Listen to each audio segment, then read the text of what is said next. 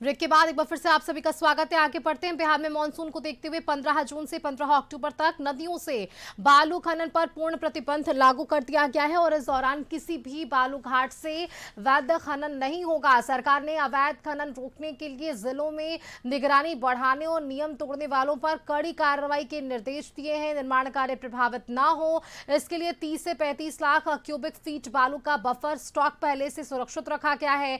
सरकार का कहना है कि यह फैसला पर्यावरण संरक्षण और नदियों के प्राकृतिक संतुलन को बनाए रखने के लिए लिया गया है। डिसीजन लिया गया है। खनन पर पूर्णतया रोक लगा दी गई है। यह पूरे 4 महीने के लिए रोक है, यानी कि 15 जून से 15 अक्टूबर तक बालू के खनन पर रोक लगा दी गई है। बिहार सरकार ने यह महत्वपूर्ण निर्णय इसलिए लिया है क्योंकि मानसून अवधि को देखते हुए जो है वो प्रकृति के साथ कोई छेड़छाड़ न हो, इसको लेकर के ये हर साल किया जाता है। इस तरीके से इस बार भी यह डिसीजन लिया गया है। आज से यानी कि 15 जून से बालू खनन पर 4 महीने के लिए जो है वो पूर्णतः प्रतिबंध लागू हो गया है। मानसून अवधि को देखते हुए राज्य सरकार ने 15 जून से 15 अक्टूबर तक नदियों से बालू के खनन पर रोक लगा दी है। इस दौरान राज्य के किसी भी बालू घाट से वैध खनन की अनुमति नहीं दी जाएगी। यह प्रतिबंध राज्य पर्यावरण प्रभाव आकलन प्राधिकरण यानी कि SEIAA की शर्तों के तहत लगाया गया है।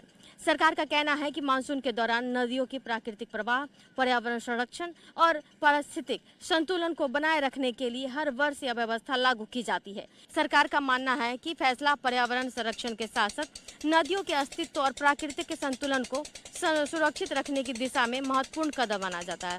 यह आगामी 4 महीने के तक जो है राज्य में बालू की आपूर्ति पूरी तरीके से बफर स्टॉक के माध्यम से की जाएगी। यानी कि जो फिलहाल बिहार में निर्माण कार्य हो रहे हैं, चाहे सड़क निर्माण कार्य हो या परियोजना की बात करें या फिर जो प्राइवेट काम होते हैं, किसी भी तरीके से, तो बालू की आपूर्ति में कोई कमी नहीं होगी। इसके लिए अच्छे खासे स्टॉक कर लिए गए हैं और कोई अगर इस तरीके से अवैध खनन करते हैं तो उसमें दंडात्मक कार्रवाई के भी निर्देश दिए गए हैं।